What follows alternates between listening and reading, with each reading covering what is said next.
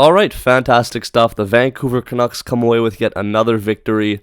And listen, if you didn't watch the game or you're just watching the highlights now, chances are you probably think this game was a lot closer than it actually was.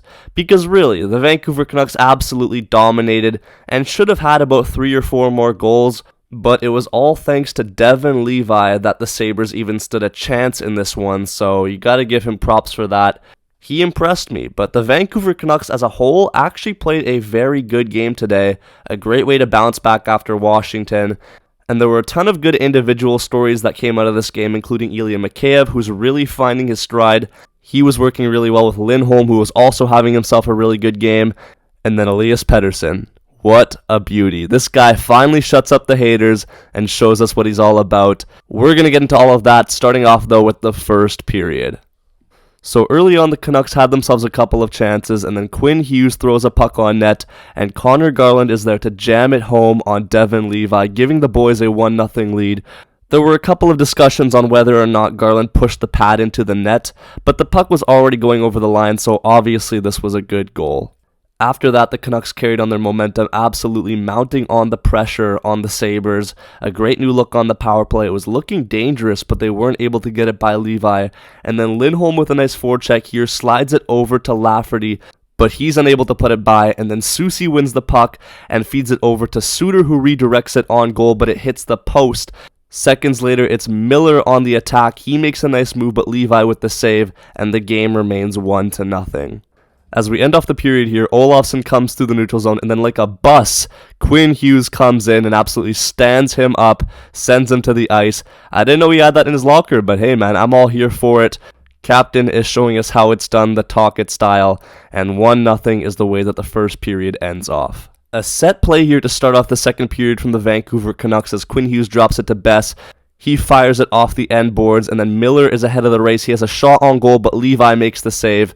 Gotta love the creativity there. Anyways, the pressure continues from the Vancouver Canucks as Pettersson plays a lead feed over to Mikheyev, who's in on a break, gets a bit of a partial shot off, but he was hooked in the process.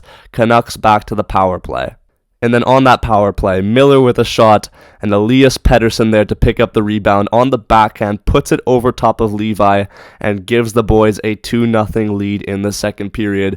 Beautiful stuff from the boy there, and he is absolutely back. To end off the period, it's more good stuff from Elias Pettersson. Great on the forecheck, wins the puck, and then he slides it over to Lafferty, who has a chance there in front. In the third, Rasmus Dahlin with a rush in the zone. He makes a move by a couple of Canucks and puts it by DeSmith. And listen, I love Phil Hronek, but I am not paying him $8 million to get secondary Hughes assists and defend like whatever that was. My grandmother would have made a better effort there, but it is what it is. Still love my boy Phil Hronek. We keep moving.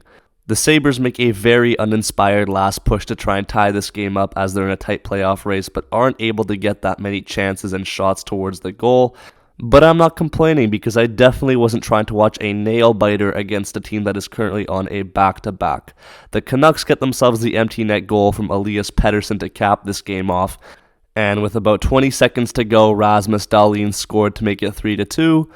But we don't talk about that one. What I do want to talk about, though, is Teddy Blueger. He's been a very good addition to the Vancouver Canucks, but he has been snake-bitten throughout the past couple of months.